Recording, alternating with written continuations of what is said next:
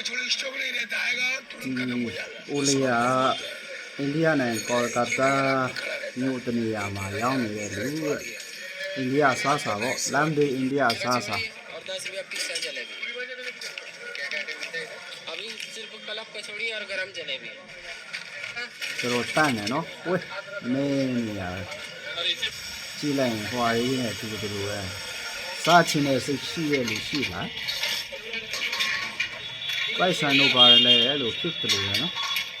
ထားကြ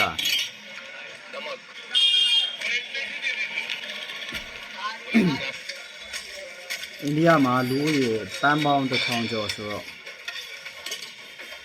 ပါပဲရောင်းစီးပွားဖြစ်တယ်လို့ပြောရမှာပေါ့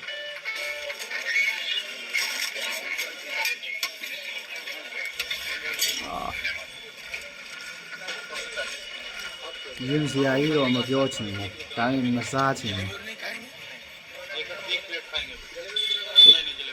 လိုက်ပေါ်မှာနာမည်ကြီးနေတာတရားတော်တော်လေးအယောင်ကောင်းတယ်လို့တော်တော်လေးလူကြိုက်များတယ်လို့ပြောကြတယ်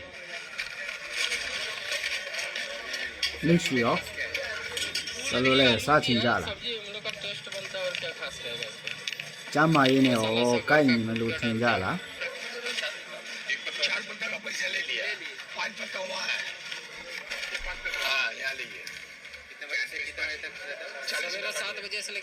ဒီအောင်တရားတန်းတရားတန်းစပွဲကို30ထင်တယ်18 नंबर वैशाख स्टेट नींबू तल्ला ဟိုမှာစားမဲ့လူတွေစောင့်နေကြတယ်ရပ်ပြီးစောင့်နေကြတယ်တော်တော်လေးကိုအယောင်တွက်တယ်ထင်တယ်နှလုံးလေးလုံး संगानी भुजिया भंडार लोग खास मतलब इतना भीड़ क्यों लग रहा है मतलब भीड़ उस बात भीड़ बोलते हैं मेरा 1,000 आदमी खड़ा रहता है 1,000 आदमी इधर है थोड़ा दिया जो बात करना है इससे बात तो 40 साल से हम लोग खा रहे हैं जब स्कूल में पढ़ता था और एक ही आदमी खिला रहा ऐसे खिला रहा जैसे खिलाता था ရန်ကောင်းတဲ့ပါညာတော့ရောင်းတက်တဲ့ပါညာတော့ समय भी वैसा ही रहेगा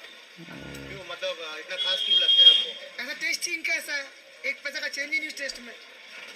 40 साल पहले जो टेस्ट था आज भी वही टेस्ट है और वही व्यवहार है अगले का चाहे भीड़ कितना भी हो और अगला ही मालिक हो के अगला ही सर्विस देता है रिव्यू तो आप ही नहीं स्टाफ भी बैठता है देने के लिए अगले के पास कोई चीज की कमी नहीं है लेकिन अगला सर्विस देता है फुल टाइम सुबह साढ़े छह से लेकर साढ़े बारह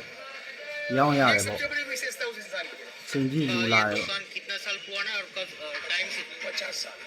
और टाइमिंग कौन सा है ये 6:30 से 12:30 एड्रेस बोल दीजिए एक बार စင်ကြီးပါညာသူရောင်းနေတဲ့အချိန်တွေသူပြောနေတာ कलेक्शन पोस्ट ऑफिस ကဲဘယ်လိုထင်ကြလဲကောင်းမယ်လို့ထင်ကြလားကျမ်းမာရေးနဲ့ရောကိုက်ညီမယ်လို့ထင်ကြလားကြည့်နေရင်းနဲ့စားချင်တဲ့စိတ်ကိုပေါ်လာကြလားစားချင်တော့ဒီဗီဒီယိုရဲ့အောက်မှာ comment မှာရမ်းမီဆိုပြီးမှမှန်ပေးခဲ့ကြနော်အားလုံး bye bye